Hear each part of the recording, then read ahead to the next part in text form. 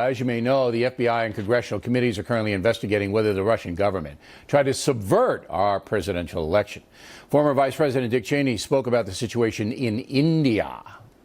There's not any argument that at this stage that somehow the election of President Trump was not legitimate, but there's no question but what there was a very serious effort made by Mr. Putin and his government and his organization to interfere in major ways with our basic fundamental democratic processes.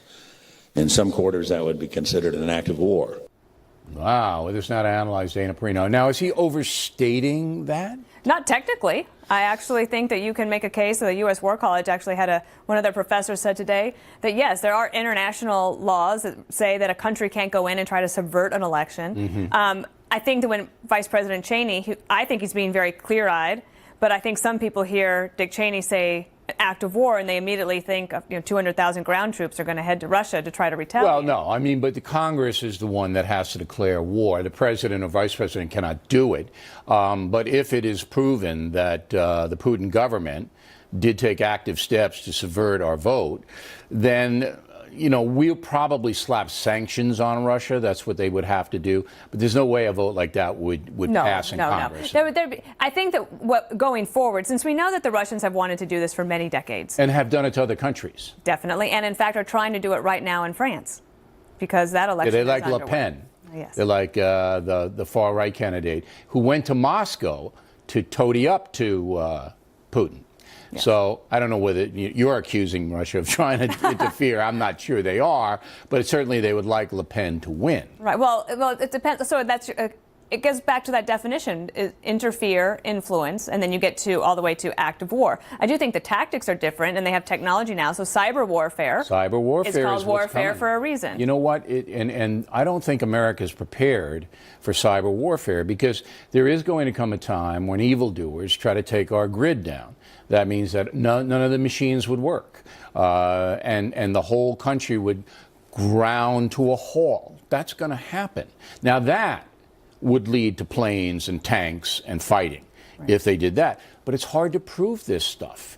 That's why I'm not convinced the FBI or the congressional committees are going to be able to pinpoint what Putin did or did not do, because he uses surrogates. He uses 15 layers. Because it is so elusive. It's very clear. If for example, when Russia invaded Ukraine, it was clear there were tanks on the ground, there's bombs, there's people. Right, but this internet business and leaking and hacking and all of this. And actually holding people hostage, right? Saying, if you don't pay us money, we're going to release your information. Blackmailing people. And I'm sure they do that.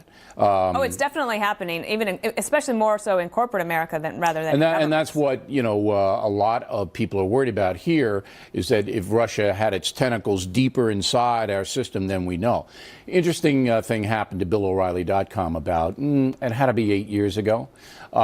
We had somebody hack in and try to harm people who were on the website, and the FBI got the case and they found it. They found the guy, and he was in Akron, Ohio, okay? And he got sentenced to prison. So these FBI guys are pretty good. The punishment has to be severe. It was a college age. I don't know whether he was in college or he was a college age kid. He did a couple of years, all right, just for that.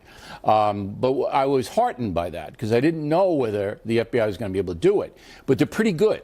I mean, they can narrow it down to who's doing what and where they are, even though these people have walls of here and there and everywhere.